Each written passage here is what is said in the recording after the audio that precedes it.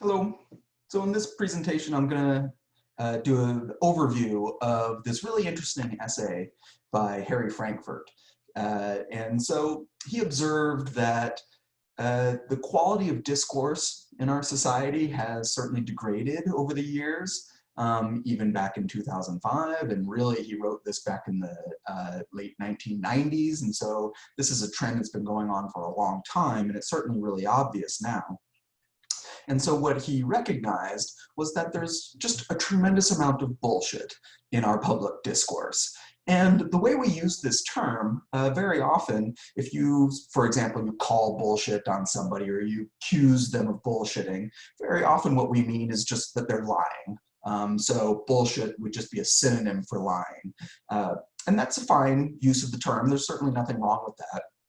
But that's a little less interesting to sort of dive into the details of exactly what this is. There's been plenty written about what's the nature of truth and what's the nature of lying and so on. But what Frankfurt identified was that there's this other sense of bullshit that is not quite the same as lying, that it's certainly deceptive, it's certainly something dishonest is going on, but it's not exactly just simply expressing a falsehood and hoping that your audience believes that it's something true, because then of course that would be lying. There's something else that's going on here. And so, as is often done in philosophy, to get a better sense of exactly what this is, what is this bullshit exactly, is to analyze the concept, to break it down into its component parts and compare it to other closely related concepts. And so this is exactly what he does. He compares it to truth and lies, and then shows how this sense of bullshit certainly doesn't qualify as telling the truth, but it doesn't quite qualify as telling a lie either. It's this interesting sort of separate category. So we'll see how this plays out as we go through this. So first of all, just to kind of set the stage here, let's take a look at what it takes to be a truth teller. So presumably, and by the way, this should not be anything surprising at this point. We all kind of know intuitively what it is to be a truth teller. So the truth teller, first of all, believes that he knows the truth, since presumably if he's trying to tell the truth, then he seems to believe that he knows what the truth actually is. Of course, he might be wrong about that. He might just be mistaken about what the truth is. But if he's a good faith sort of reporter of trueness, then he at least believes that he knows what the truth. And so then he also, of course, wants to bring his audience closer to that truth. He wants to inform them and get them to believe what he believes. So the goal, of course, is to bring the audience closer to the truth. That's the primary goal of the truth teller. So then next, let's take a look at the liar. And so while the truth teller is certainly very concerned with the truth, because that's what they're trying to convey, we might at first think that the liar just doesn't care about the truth, right? Because they're a liar. So they have no respect and no regard for the truth, and so they just don't care about it at all. Well, that's not actually the case. The liar, if they really are specifically trying to lie, they're trying to deceive people in this way, then they actually need to keep very close track of the truth in order to make sure that the audience stays away from that truth. So just like the truth teller, the liar also believes that he knows what the truth is. It's just, of course, that his goal is different. But he does want his audience to believe that he's trying to tell the truth, that he knows what the truth is. But yeah, he's trying to keep them away. So again, nothing super surprising here necessarily. We know intuitively what it is to be a truth teller and a liar. So let's take then a look at what the goal of a bullshitter is. The bullshitter really, this is the one that really doesn't care necessarily what the truth is or isn't. You know, what's true, what's a lie, just kind of doesn't matter. It doesn't factor into what the bullshitter is really trying to do. And really, most of the time, as we'll see a variety of examples coming up here in a little bit, facts are actively ignored very often for the bullshitter. So that they're not specifically telling the truth, but they're not specifically lying either. Instead, the goal is to make the audience feel something. not to believe something necessarily, other than sort of to believe certain things perhaps about the speaker, but to really feel something about the speaker, or about the topic, or about sort of the product that maybe this person is trying to sell, or about the candidate that this person wants us to vote for. And in fact, that points to sort of another kind of sub-goal of the bullshitter. First of all, it's to make the audience feel something, but beyond that, it's to get the audience to then react, to actually act upon those feelings in some way.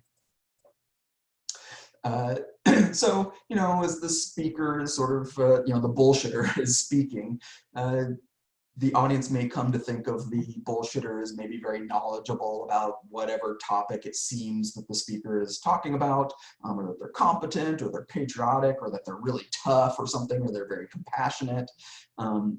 And so this is, since they're creating these emotions, we know just from basic psychology that if somebody is emotionally engaged, they're more likely to act. They're more likely to act on those emotions. If you just sort of straightforwardly present kind of a dry list of facts and reasons why somebody should do something, people might intellectually acknowledge that those facts are worthwhile, but it's not necessarily going to get them to actually do anything.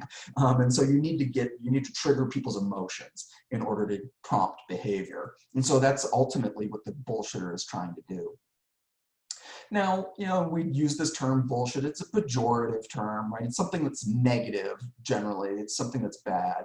But there are plenty of examples of what, I could call here casual bullshit.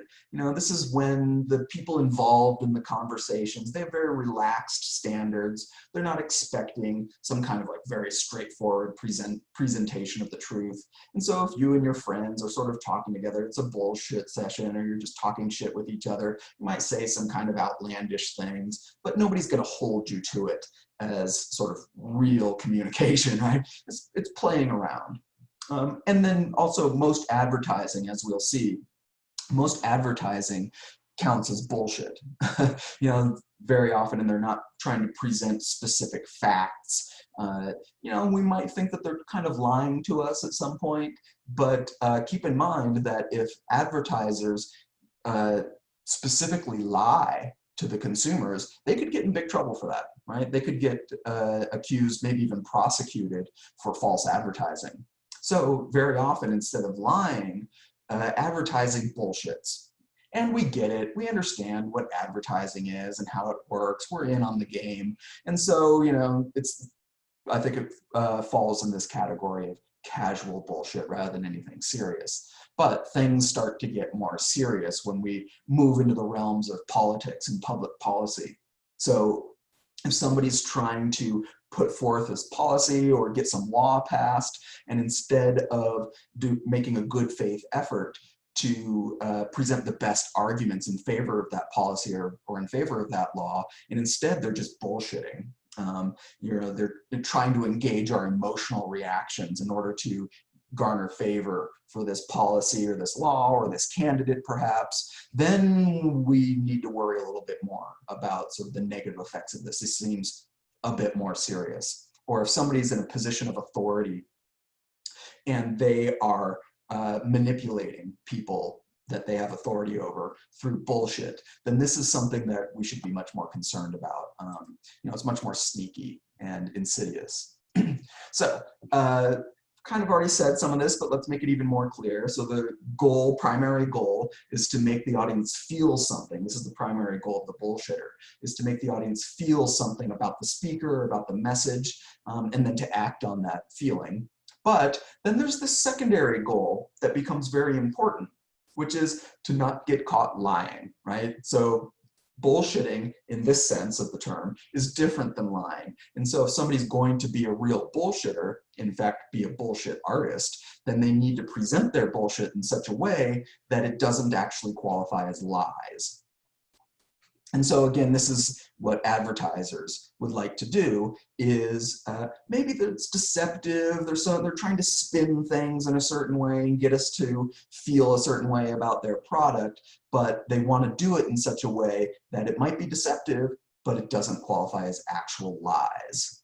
Okay, So here's a couple of basic strategies or sort of categories of strategies that a bullshitter might use to make sure that they're getting their audience to feel something in the way that they want, the way that the speaker wants, but they avoid actually lying. So the message that the bullshitter could be presenting, it could end up being, when you really look at the details of it and really spell it out and try to make it as clear as you can, it turns out that the message is really just pretty meaningless, or it's so vague or ambiguous that we just can't nail down its meaning. And so what we often see are, say, like non-standard use of certain terminology, familiar terms, but applied in unfamiliar ways in order to sort of confuse the issue and get us to react in a certain way. But then when you look at what's actually been said or written, these terms don't apply in the way that they're being used. And so we'll see some examples coming up soon here that it'll make a little bit more sense. Another thing is that they'll just sort of present some incomplete information and leave it up to the audience to fill in the blanks. That's a very common bullshit technique that we'll see coming up here in a second.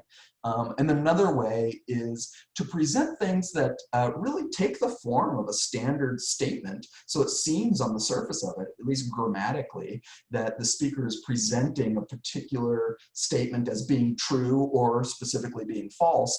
But it turns out that when we try to really assess whether the statement is true or false, it turns out that there's just no way for us to do that. It's sort of unfalsifiable, to use Karl Popper's famous term. There's just no evidence that we're capable of gathering, not even imaginary evidence really, that we could use to show whether this is true or false. Interestingly, you know, if we think back to Stephen Colbert, his show, The Colbert Report, in the early 2000s, in his very first episode, he introduced this term, truthiness. So this is something that, it's not truth, right? But it's not necessarily a lie either. It's truthy. It feels true. It's got some of the trappings of things that we would assume to be true, but it's not actual truth, right? It's sort of empty. And so that's very much in line with what Harry Frankfurt thinks of as bullshit. Okay, so finally, some examples. So advertising, easiest source of examples for bullshit. So here's some examples of the first strategy, where you present terms that are so meaningless or vague or incomplete that we can't really assess it as being true or false in any straightforward way, but it's still clear what the message is. It's still clear we're supposed to sort of think a certain way, feel a certain way, and then act a certain way. So let's start with this one on the right. This is one of the most successful advertising campaigns in the history of advertising campaigns. Coca-Cola has become sort of an international powerhouse company on the basis of variations on this theme, that Coca-Cola is, as it says here, the friendliest drink on earth. In fact, it doesn't even actually say that Coca-Cola is the friendliest drink on earth. It just presents, you know, the Coca-Cola brand name and a picture of a bottle full of Coke, presumably, and then just says friendliest drink on earth. So the message we're supposed to get is pretty clear. That it's the friendliest drink on earth, I guess, is the message. You know, so you can imagine then somebody opens this bottle, takes a swig, and they think, wait a second, this drink isn't friendly at all. It's like, something went weird here, right? This term friendly, that's not a term that we apply to drinks. It just doesn't make sense to apply that to a drink. A drink can't be friendly and it can't be unfriendly. So this is very much a non-standard use of the term, in this case, the term friendly.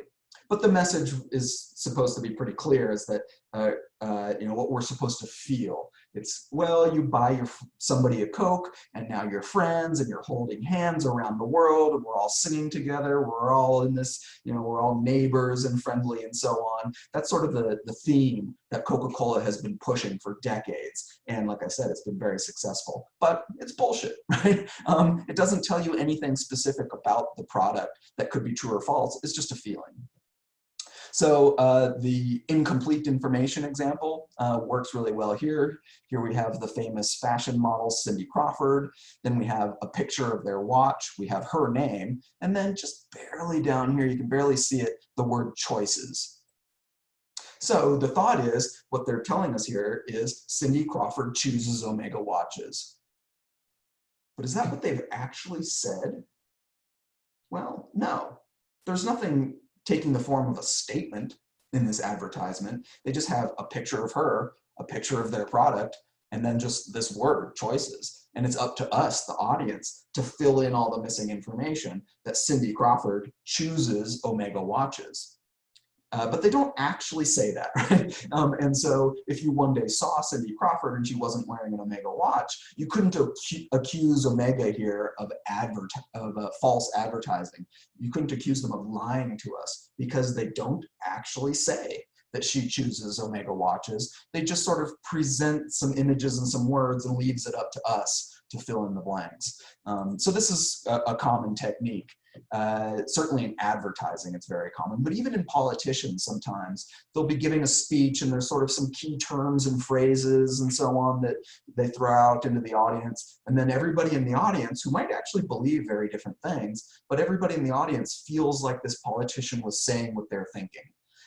And what's happened is that every individual audience member has sort of filled in the blank spaces in what the politician is saying and modified the message to connect with them, right? And so the audience is doing a lot of the work here. So here's another strategy that bullshitters might use that I mentioned. So this unverifiable or unrefutable or unfalsifiable statements. So they have the form of a statement, or at least they appear to have the form of a statement, but there's just no way for us to really assess them as being true or false. And so all we're left with is the feeling, the emotion that they evoke. So let's suppose that there is a politician at sort of a 4th of July celebration, and they're giving this speech to the audience, and they say, part of it is, our great and blessed country, whose founding fathers under divine guidance created a new beginning for mankind. It's like, okay, that sounds nice, right? It sounds better than some kind of negative, terrible thing saying about our founding fathers. But if we really look closely at this, we can't really assess it as being true or false as it stands now.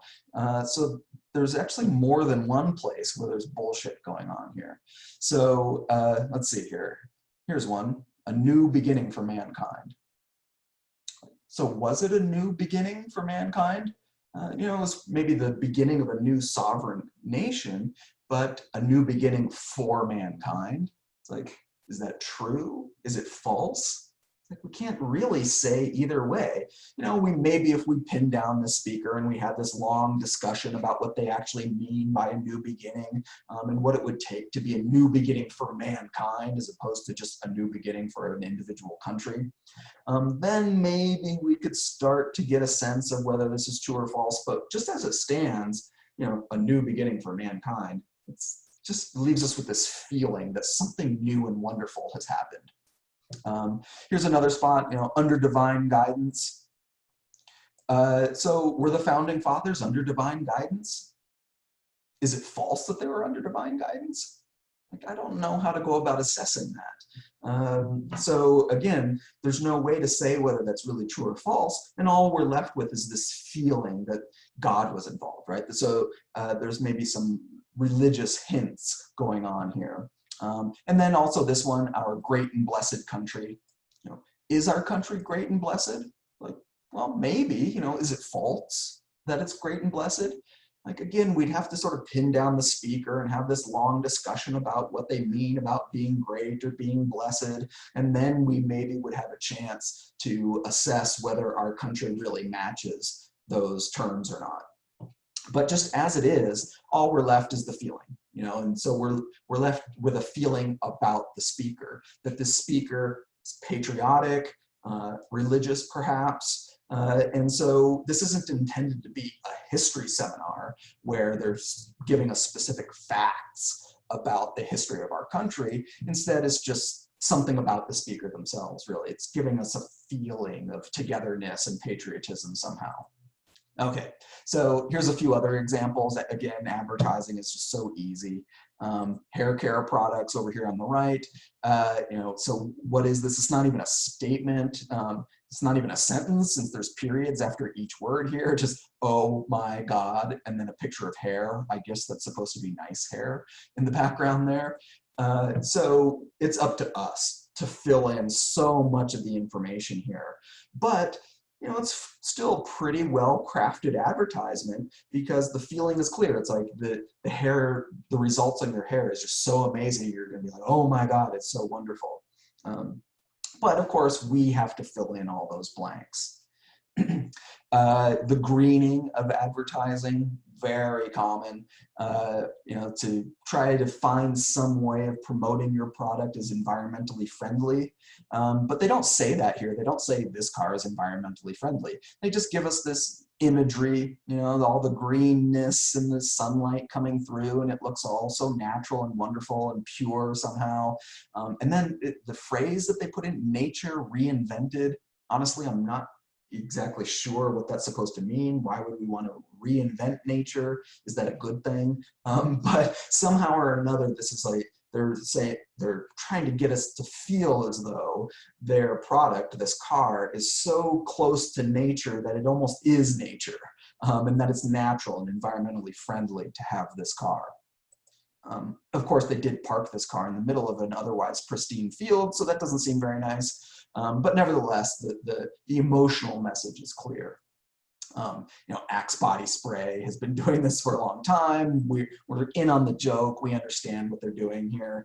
You might remember the original video advertisements, the television commercials for Axe body spray.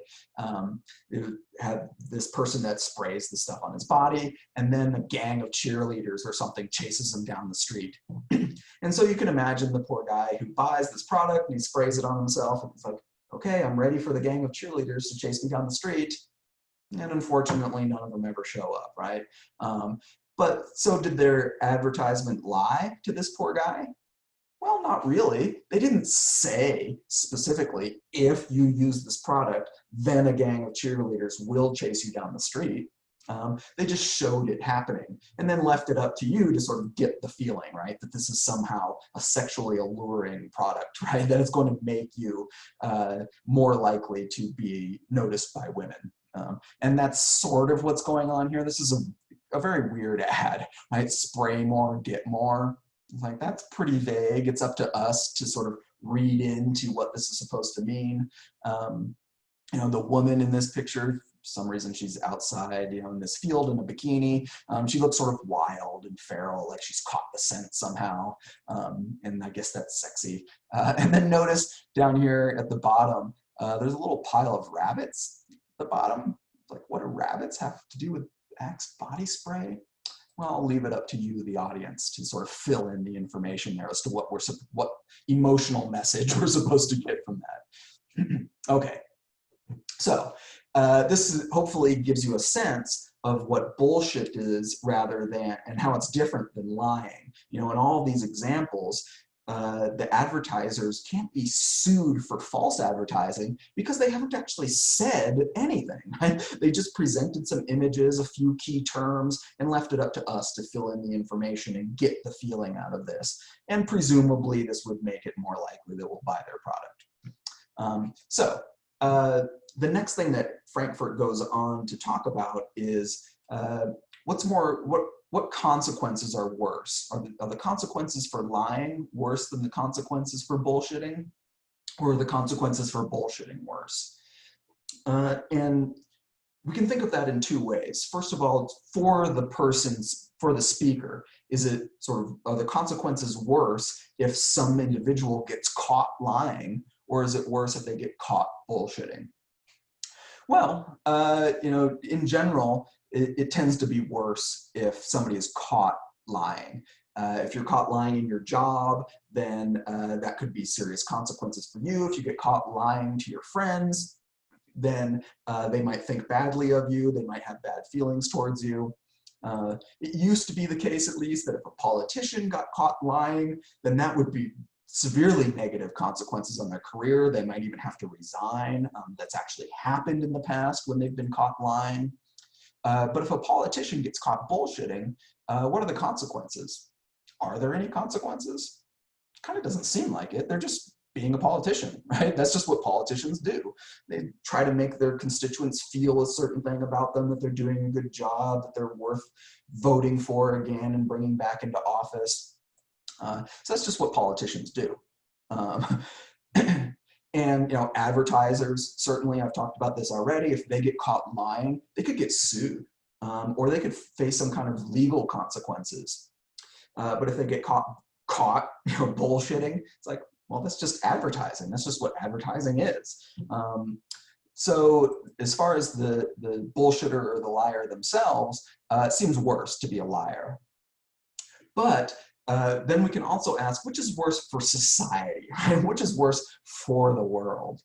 And Frankfurt wants to make the case here that for the world, bullshitting is actually quite a bit worse. Because if somebody lies, if there's a lie that sort of makes it out there in the world, then there's at least a chance that we'll catch the lie and reverse it, replace it with the truth.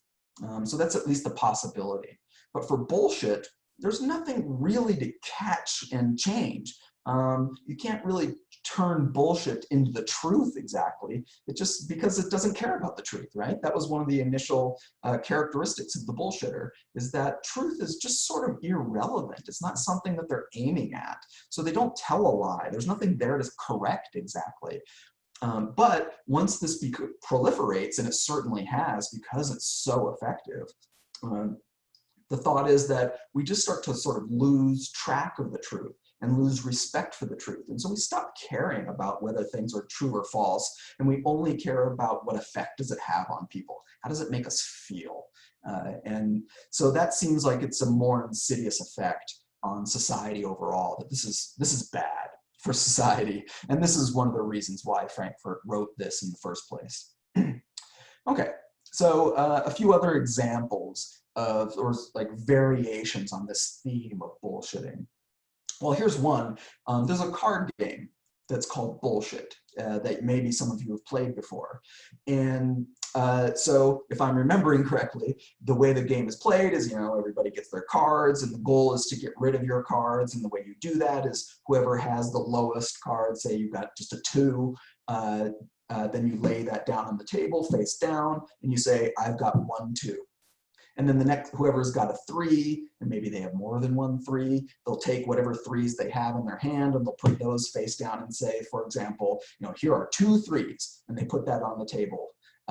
And so it goes around and around, and the goal, like I said, is to get rid of your cards eventually. So there's a motivation to put down cards and claim that they are the proper card to be put down, in the proper numerical sequence, but they're not the proper card because you're just trying to get rid of your cards. So somebody might call bullshit on you. So for example, comes around to me, it's time to put down 5s, and I say, I don't have any 5s in my hand, but I want to get rid of my cards, so I'll take 2 cards, whatever they are, put them face down and say 2 5s. Well, then somebody might call bullshit on me, and then I have to reveal whether they were really 5s or not. And so have I bullshitted? Like, no, I've actually lied. I have specifically said, these are 2 5s, and put them down. And that's something that can be checked. Somebody calls bullshit on me, then they're saying, let's check these, and we can see whether I told the truth or whether I lied. So even though the game is called bullshit, bullshit there is used as a synonym for lying.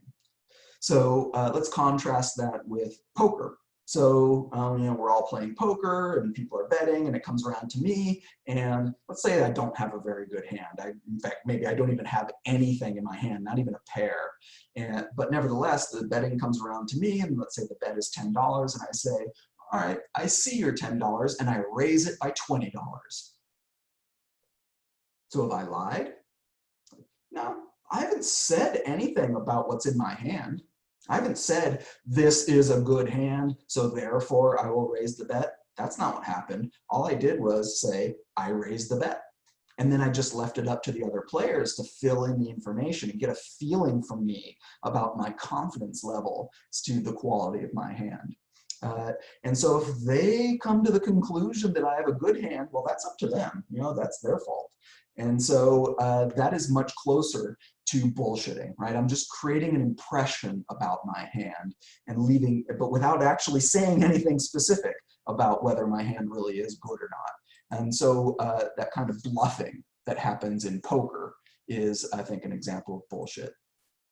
Here's some other examples. So Frankfurt talks about shoddy craftsmanship, right? Something that's made to look nice. So if you just look at it on the surface, it looks like it's fine craftsmanship. But then when you look sort of at the details, or you look under the surface, it's actually crap. So when I read this part, I immediately thought of Las Vegas. You go into one of these fancy, so-called fancy casinos, and everything looks like it's made of gold and marble. You know, the pillars are all marble and so on. But then let's say you go up to one of those pillars and you tap on it. It's like, wait a second, this is plastic. Like, so did they lie to me? Did they lie that this thing is made out of marble? No, they don't have a sign on it that says this really is made of marble. They just made it look kind of like marble and left it up to me to come to the conclusion that it's really marble, when in fact it's really just a cheap material like plastic. So it's a kind of bullshitting. Another example is when people are asked to speak about something that they don't actually know anything about. So they need to present themselves as knowledgeable and confident, but they have to be very careful not to actually say anything that could be caught as a lie. Because then the game is up. Then we know that they don't really know what they're talking about. And so they need to throw out sort of some key terms and phrases and so on to make their audience have confidence that they know what they're talking about. So here's an example. It's actually a video example, so it'll run for just a little bit. But it's an example of people trying to speak about a topic that they don't know anything about, but they need to project sort of confidence and knowledgeability. So let's see here.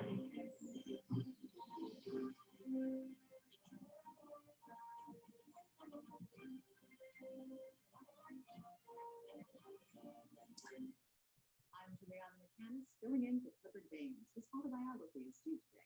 With allegations of fraud surrounding the elections in Mali and Nigeria, how do you think global petroleum markets are going to react, particularly considering their understandable wariness given the crumbling infrastructure and continuing civil strife in Niger Delta? Complicated. Let's see what the experts have to say. Certainly, that's an important question. Certainly, one with no easy answers. Yeah. A lot of issues are at play here. I agree. This gentleman that you mentioned certainly needs our trust and support now more than ever. You Yes. mean Umaru Yar'Adua? Yes. Well, I think that the reason that the situation is so volatile is because of the factors involved. That's exactly what I was just going to say. I just want to bring some issues to light that we're overlooking here. I mean, we all know clearly that Nigeria has a 14 million population. Main export is uranium. National language is French, and 18% of its livestock is. Those are facts. So they have a varied and fascinating culture and economic situation going on. And I don't think that's being addressed here at all. Oh, no. And also, we want to differentiate between Nigeria and Niger. Okay, those are not only separate countries, but they're spelled Which one are we talking differently. about? Nigeria. Nigeria. But the real question is, does Yar'Adua have the necessary political skills to implement plans that have already been put into place by Babangida? Particularly, I would say, the International Monetary Fund Structural Adjustment Program. Yes. I would say yes. I agree, definitely. The comparisons of them. The comparisons are Do there. you see Yar'Adua following in the steps Love of that line. President Olusegun Obasanjo, or more like former President Ibrahim Babangida? First one. Yes, I think. If I'm following you, you're saying that you think he's more in line with Babangida, right? I disagree with that. They're very different. With whom? Few. And you said the first one, right? Yes, we said the first one. So the question is, what choice will he be making? The right choice is to support the right answer, Right. The right answer To the to question. that That's what the question was at the beginning. which is the Exactly. exact answer. That you said Has this to is be- a great I question. have to say that I disagree. Yeah, I don't agree with what I said. Okay. Yeah, so if you didn't notice, that actually is a video produced by The Onion, so it's satire, but it's close enough, and this is the brilliance of The Onion, that it's close enough to an actual sort of political pundit roundtable discussion that maybe you were fooled, right? Maybe it's hard to tell if that was real or not. But they throw out a lot of the phrases that these so-called experts often do under these circumstances on these news programs. You know, oh, the comparisons are there, you know, and throwaway phrases like that that don't mean anything, but they sort of give this impression that somehow the speaker knows what they're talking about. Here's another example. This is actually a senator on the floor of the Senate. They're talking about Planned Parenthood and funding for Planned Parenthood, which has been a contentious issue for kind of a long time now. And so this is a senator that's arguing against funding for Planned Parenthood. So let's just see what he has to say here. Everybody goes to clinics, to hospitals, to doctors, and so on. Some people go to Planned Parenthood, but you don't have to go to Planned Parenthood to get your cholesterol or your blood pressure checked. If you want an abortion, you go to Planned Parenthood, and that's well over 90% of what Planned Parenthood does. Hold on a minute. So was that bullshitting? Or was that lying? Like he said, abortions are well over 90% of what Planned Parenthood does. That's a specific statement of fact that can be checked. And if you bother to check, it is radically false. It is just a lie. And so I present this just because when we're talking about the consequences for lying for politicians can be pretty bad. And so Senator Kyle here got in a lot of trouble for this, a lot of negative attention for this. And so here's kind of a follow-up that on CNN, they were talking about this lie from Senator Kyle. And he's interviewing a representative from Planned Parenthood. And the response from the representative from Planned Parenthood isn't really what I'm interested in. It's sort of what they say at the very end. In fact, the representative from Planned Parenthood doesn't even really address his question. Can you help me explain, or maybe any way you can explain how he could have arrived at that number? Is there a difference in the percentage of the services versus the percentage of the money you use that goes towards abortion services? Well, first of all, no federal funds are used for abortion services. That has been the law of the land since the 70s, and we follow the law. So that is very clear. All right, and I do want to pass along to our viewers here. As we This is the part. There, we did call his office trying to ask what he was talking about there. And you know what, I just want to give it to you verbatim here. It says his remark was not intended to be a factual statement, but rather to illustrate that Planned Parenthood, an organization that receives millions of taxpayer dollars, does subsidize abortion. So what his office apparently was saying, was not intended to be a statement of fact. So it seems like what they're saying is he was intending to bullshit, right? He was intending to create an impression for us about this taxpayer money being used maybe indirectly to subsidize abortion, and that's supposed to make people angry or something. Certainly the abortion foes, the anti-abortion folks, would have an emotional reaction to that. So what apparently happened, according to Senator Kyle's office, is that he intended to bullshit, but he accidentally lied instead. So it's just an example to show that sort of the difference between lying and bullshitting here. So again, political advertising is classic for this kind of stuff. If you haven't seen this before, this is a really worthwhile video to see just for historical reasons. This is one of the first really serious negative advertisements to ever show up on television as far as political advertising is concerned. So this is the 1964 presidential election. And so this was at the height of the Cold War, the United States and Europe versus the Soviet Union. Both of them have this gigantic number of nuclear weapons. And so people were very worried that nuclear war was going to happen pretty soon. And so Lyndon Johnson is the incumbent president, and his opponent was Barry Goldwater at the time. And Barry Goldwater was perceived as somebody who was, perhaps justifiably perceived as somebody who was very pro-military, who wanted to use sort of the United States military strength in order to impose its policies on the world. At least this is the way he was portrayed. And so that's what this advertisement is about, indirectly, as we'll see.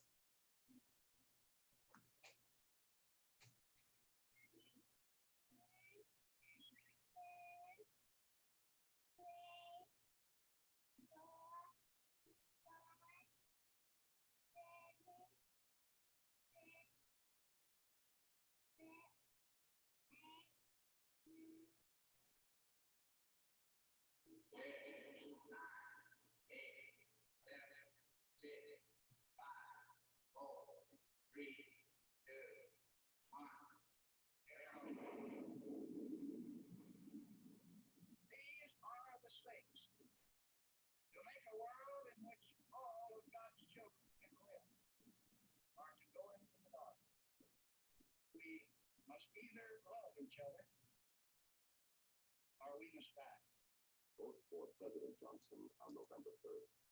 The stakes are too high for you to stay home. Yikes.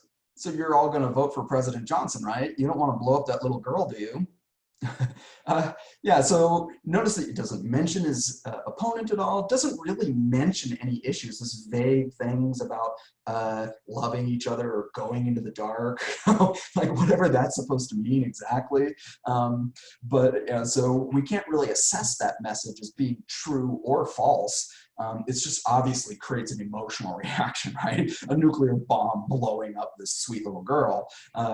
And so, very negative, strongly negative reaction towards whoever it is that might be running against President Johnson, and hopefully very strong positive emotions towards President Johnson, make it more likely that we'll vote for him. So like I said, this is historically significant advertising and just classic bullshit. So just a couple other examples that are interesting. So certainly no one party has a cornered the market on bullshit versus the other. In fact, Lyndon Johnson was a Democrat. This poster for the 2008 presidential campaign that Obama had, brilliant advertising, right? Brilliant. First of all, just the color scheme and the look on his face and so on, but then just hope. That's it. Hope. What are you hopeful for? It's like, bring it in, right? It doesn't tell you what you should be hopeful for or what hopes he might fulfill or won't fulfill. Just bring in whatever you're hopeful about and apply it to this candidate. Perfect, right? Very effective advertising, but bullshit, right? It's not true. There's nothing true about it. There's nothing false about it. It just creates an emotional reaction. And then Ronald Reagan, more kind of run-of-the-mill kind of political advertising, the stars and stripes in the background, so it's very patriotic and so on. Interesting campaign slogan that he had. All right, so those good enough examples, I think, for now, and so I'll go ahead and stop it there.